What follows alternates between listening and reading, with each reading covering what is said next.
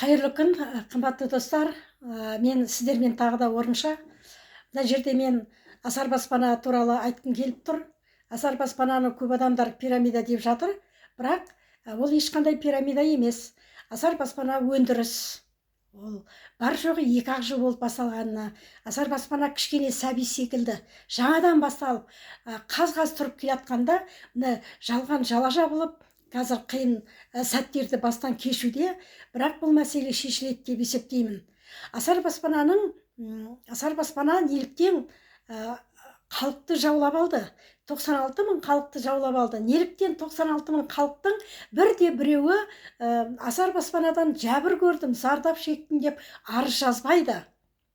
Оның өзінің белгілі себептері бар. Өйткені асар баспана ол пирамида емес, ол өндіріс. Оны елдер ойлап жатыр, анау сетевой адам шақырады, сол адамдардан түскен ақшаны бұлар алып отыр, басы алады, аяғы алмайды деген сияқты қате пікірде отыр. Бұл сетевой бизнес емес. Бұл жерде ешкім адам шақырмайды, келген адамдардан пайда көрмейді, реферальный табыс жоқ бұл жерде. Бұл өндіріс, кәдімгі өнеркәсіп, сауда өндірісі. Сондықтан енді неліктен жаулап алды? Өйткені оның себебі бар. Асар баспана өндіріс болғандықтан, бұл жаңадан тай-тай басып жатқан өндіріс қой. Міне осы енді үлкейіп келе жатқанда, оны біреулердің аяғын басып кеткен болу керек. Енді тексеріп жатыр қазір. Әлі шешім шыққан жоқ. Әлі пирамида деп айтқан жоқ. Әлі тексеріліп жатыр, сұрап жатыр. Әрбір асар баспанадан жаңағы инвесторын шақырып дер, олармен сұхбат жасап, олардан куәгер ретінде сұрап жатыр. Бірде бір асаршы мен осындай сорлап қалдым деген жоқ. Барлығы рахметін айтып, осы ары қарай жалғасса екен, асарымызды сағындық деген әңгіме айтып жатыр. Білесіздер ме?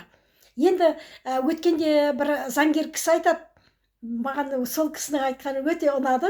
Өйткені ол кісі былай дейді: мен енді осы асардан шығып кете салайын, инвестицияға салған ақшамды қайтарып алайын да шығып кете салайын десем дейді, бірақ бұдан шыға алмайды екен дейді. Өйткені мен ақшамды алып кетіп қалсам да маған ақша түсе береді екен дейді. Көрдіңіз ба? Өйткені бұның ішінде жаңағы Нұрбол мырзаның ойлап тапқан алгоритміндегі шексіздік формуласы, яғни 4 орыннан түсетін ақшалар қайта-қайта келе береді ғой ол ақшалар. Сосын ол ақшалардан клондар туа береді. Клон дейміз ғой, жаңа орындар сыйлыққа беріле береді. Асар баспанадан жаңа орындар сыйлыққа беріле береді. Сіздің бұрынғы өз алған орныңыз ақша алып кетсе, артындағы сыйлыққа алған орныңыздан тағы ақша келе береді. Міне жаңа заңгер кісінің мен шыға алмайды екем деген сөзі осыдан. Енді заңгерлер жайдан жай кірмейді ғой. Заңгерлер әбден тексеріп, оның пирамида емес екеніне көз жеткеннен кейін ғана кіреді бұндай проектіге. Олар пирамидаға өлсе де кірмейді. Бұл пирамида емес, тағы да айтамын, бұл өнеркәсіп, өндіріс. Енді бұның ең күшті жерін айтайын ба? Біздің мысалы бір осы асар баспанаға кірген, үлкен 80 жасар апа кірген ғой. 80 жасар апа кіріп, содан асар баспанадан тегін қажылыққа бара алады ғой. Мысалы, кез келген адам, ақшасы жоқ адам, асар баспана төлеп береді ақшасын, сол бойынша қажылыққа бара алады. Ана кісі қажылыққа кеткен. Енді сол жақта бақилық болды ол кісі, жатқан жері жайлы болсын. Бірақ мына жақтағы Қазақстандағы балалары ана кезегі келгенде, апаның кезегі келгенде, әр кезегі келген сайын ақшасын алып отыр ғой. Балалары, келіндері алып отыр. Әр келген сайын, ақшасын алған сайын, балалары анасына арнап Құран оқытып отыр. Көрдіңіз ба? Ана жақта анасының жаңағы кезегі келген сайын Құран оқып, басқа уақытта да оқытады ғой, әрине Құранды.